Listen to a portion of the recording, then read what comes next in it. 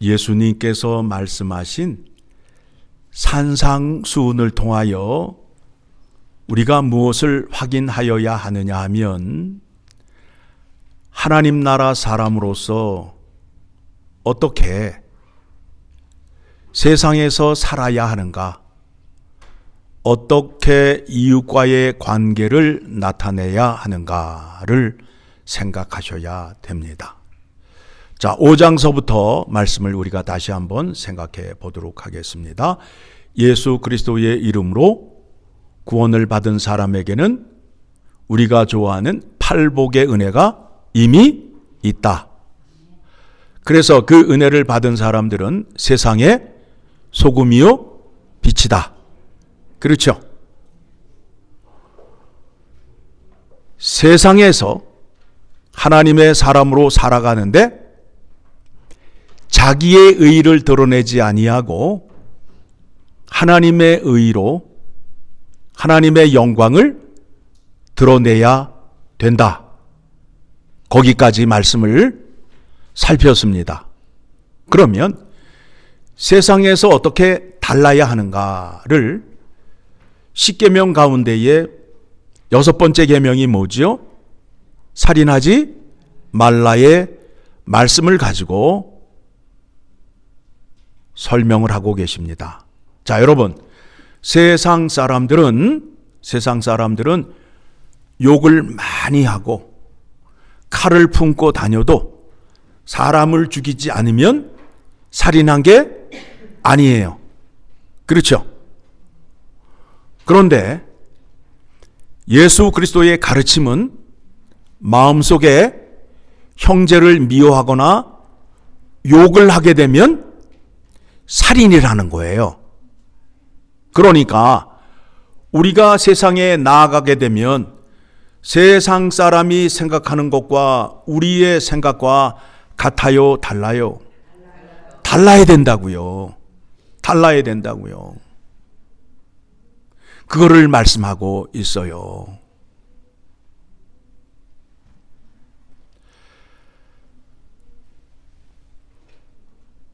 이웃에게 원망을 들을 만한 일이 있거든 유해물을 놔두고 그 형제를 찾아가서 형제와 화해한 후에 와서 예배를 드리라는 거예요. 왜 그런가 하면 하나님은 죄에 있는 자를 상대하지 않는다라는 거예요. 그리고 용서를 해 주시는 방식이 우리가 우리의 죄를 사하여 준 것 같이 우리의 죄를 사하여 주시옵소서. 여러분들이 하나님 앞에 나와서 죄 사함을 받으려면 어떻게 하셔야 된다고요? 형제의 죄를 먼저 용서하고 와서 용서를 구하여야 용서를 받을 수 있다라는 거예요. 이런 곳이 세상에 있어요, 없어요? 이렇게 할 수 있는 사람들은 어디에 모인 사람들이에요? 교회에 모인 사람만 할 수 있다고요. 그러면 교회에 이와 같은 현상이 일어나고 있어요? 안 일어나고 있어요? 나는 저 사람이 나에게 한 거를 결단코 잊을 수가 없어. 용서가 안 되잖아요. 용서가 안 되잖아요. 그러니까 저 사람이 얼마나 마음이 아팠어. 내가 미안해 라고 용서를 했는데 뭐라고 그러냐면 용서의 진정성이 없고, 그러면 반문을 하게 되면 용서를 어떻게 빌어야 돼요? 어떻게 빌어야 용서가 되는 거예요? 죽어야 돼요? 그래서 사람들이 자기의 억울함, 자기의 용서를 해주지 않으니까 뭘 해요? 자살을 하잖아요. 얼마나 악해요. 그런데 용서의 문제는 누구에게 있느냐면 나에게 있어요. 나에게 있어요. 내가 용서를 하지 않는 한 그 문제를 내 마음에서 떠나지 않아요. 내가 용서를 하고 그거를 떠나보내면 그 문제가 더 이상 내 마음속에서 생각나지 않아요. 저 사람을 용서를 못하는 것은 내 마음이 아직도 그것에 대한 것을 붙잡고 있기 때문에 용서를 못하는 거예요. 그래서 하나님의 말씀이 내가 너를 용서하여 준 것 같이 너도 그 형제를 용서하라 말씀하는 거예요. 우리의 죄를 용서해 주실 때 주님께서 따지고 숫자를 세고 두고 보자 하셨어요? 아니잖아요. 간과하시고 죄를 지었는데 못 본 척 해 주시고 용서를 해 주었단 말입니다. 어떻게 해요? 주님 앞에 나와 나의 죄를 용서하여 주시옵소서라고 고백만 하면 주님은 용서해 주신다, 안 해 주신다? 해 주신다. 그렇죠? 그렇게 해서 여러분 용서 받으셨어요? 안 받으셨어요? 받으셨잖아요. 예수 그리스도의 제자요, 하나님의 사람이라면 이웃을 용서할 때 그렇게 하셔야 된다라는 거예요. 그런데 하나님께 사랑은 받고 용서를 받았는데 절대 저 사람의 것은 용서할 수 없다라는 거예요. 이 말씀에 대해서 요한일서를 보게 되면 형제를 사랑하지 않는 자는 하나님을 믿는 자가 아니라고 말하고 있어요. 형제를 용서하지 않는 자는 하나님께 구원받지 못한 사람이라고 얘기하고 있어요. 얼마나 무서운 얘기예요. 한번 찾아볼까요? 자, 요한일서로 갑니다. 요한일서를 가게 되면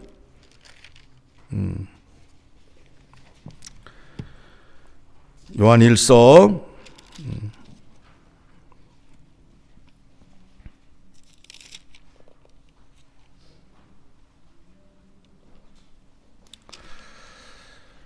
13절부터 3장 13절부터 보도록 하겠습니다. 13절 같이 읽어 내려갑니다. 형제들아, 세상이 너희를 미워하여도 이상히 여기지 말라.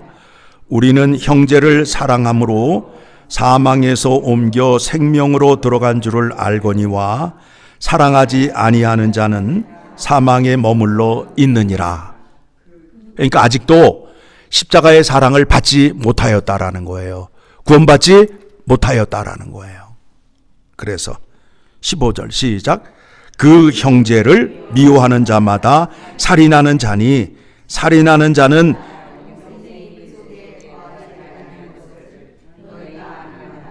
뭐가 없다고요? 그 속에 영생이 없다라고 얘기하잖아요.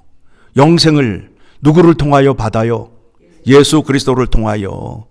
예수 그리스도가 그 안에 없으니까 영생이 없다라는 거예요. 그 형제를 미워하는 자마다 살인하는 자니 살인하는 자마다 영생이 그 속에 거하지 아니하는 것을 너희가 아는 바라. 얼마나 무서운 얘기예요.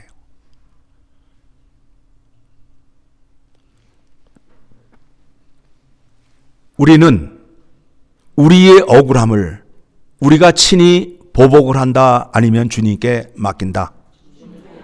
주님께 맡기라는 거예요. 그래서 욕할 필요도 없어요. 전화 갈 필요도 없어요. 찾아갈 필요도 없어요. 자, 확인해 드립니다. 로마서 12장을 가게 되면 우리 주님께서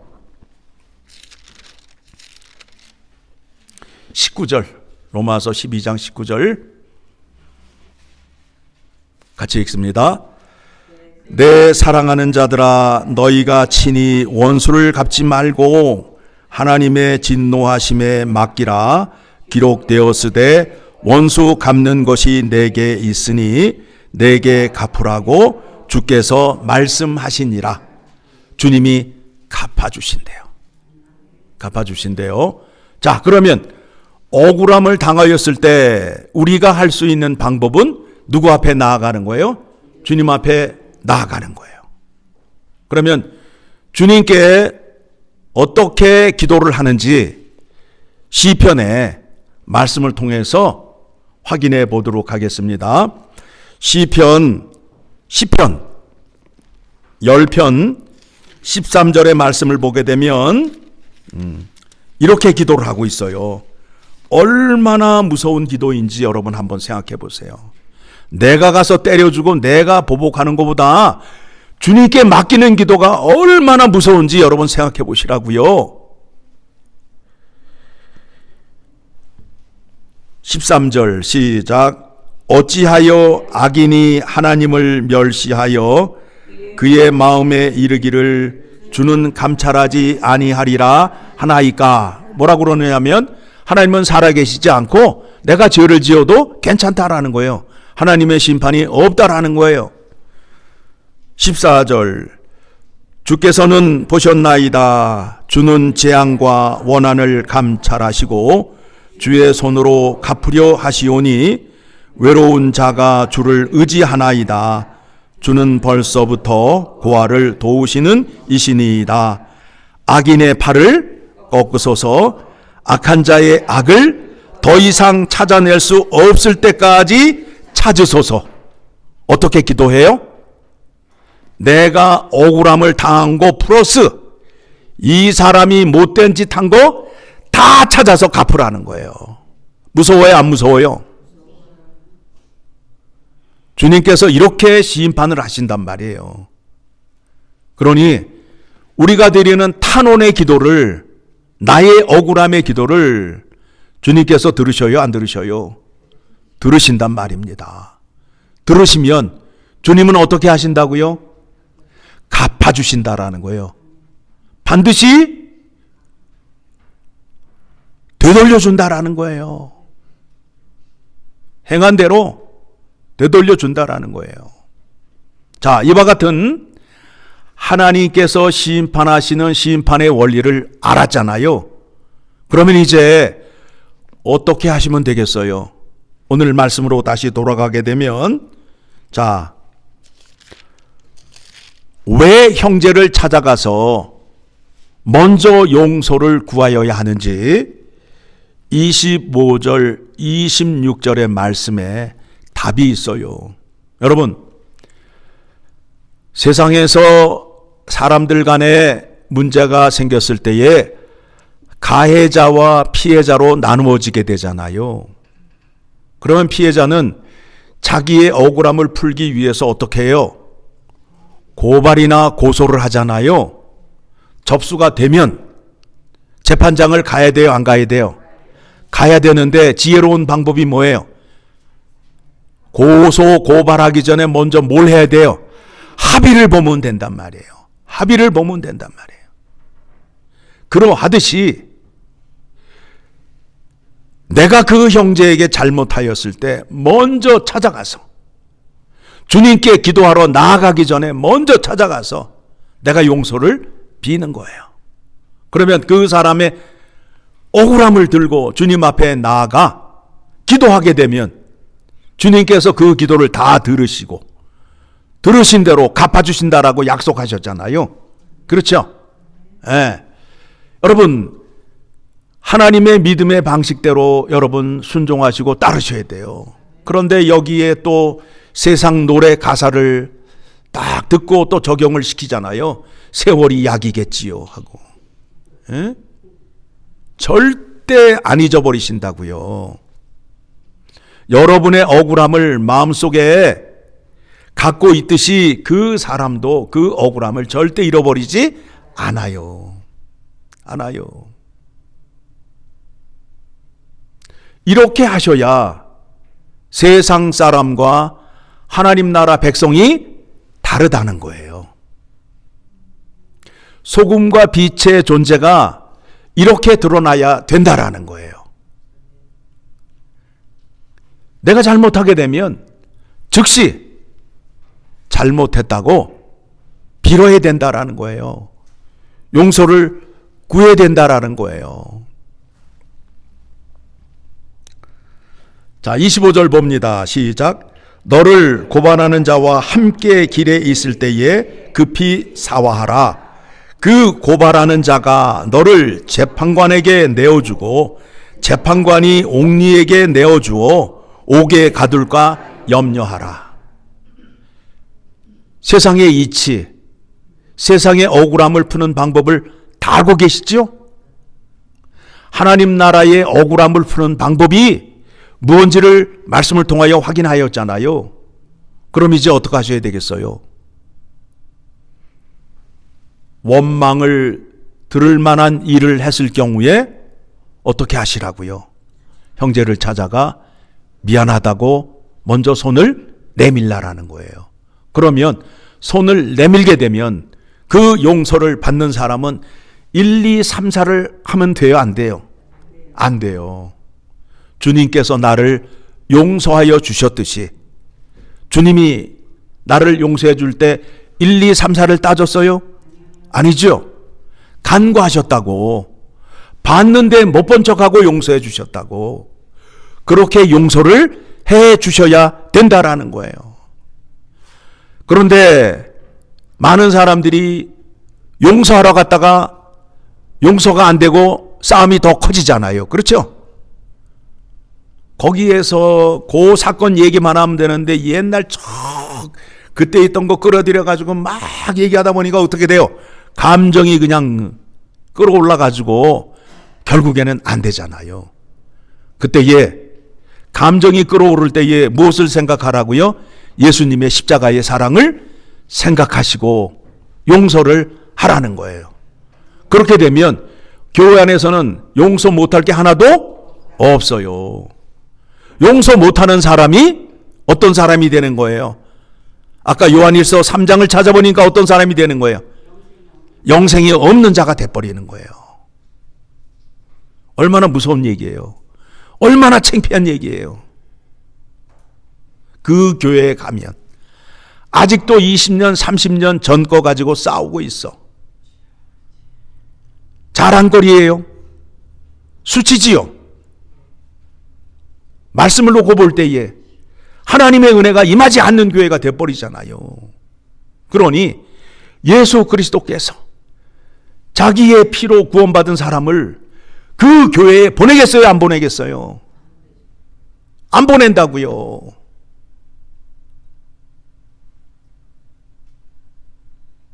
내가 어떻게 해서 저 사람을 구원했는데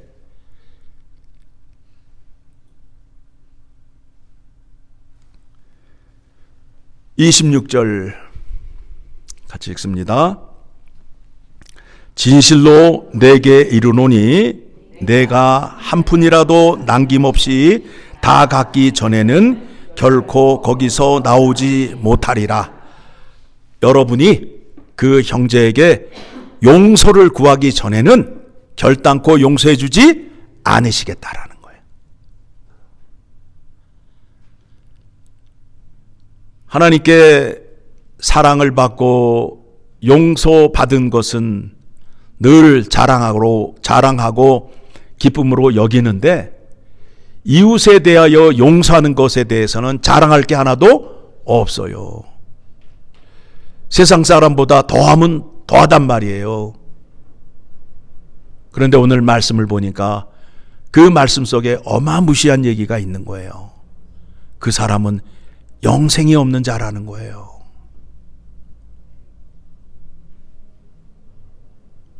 여러분, 하나님 살아계시고 하나님께서 말씀하신 그 말씀을 믿으시고 죽기까지 순종하는 자리로 가셔야 됩니다. 그렇게 되면 교회에 사랑이 넘칠까요? 안 넘칠까요? 넘치죠. 우리가 스스로 자가벌전해서 뻔뿌질해서 사랑을 만드는 게 아니라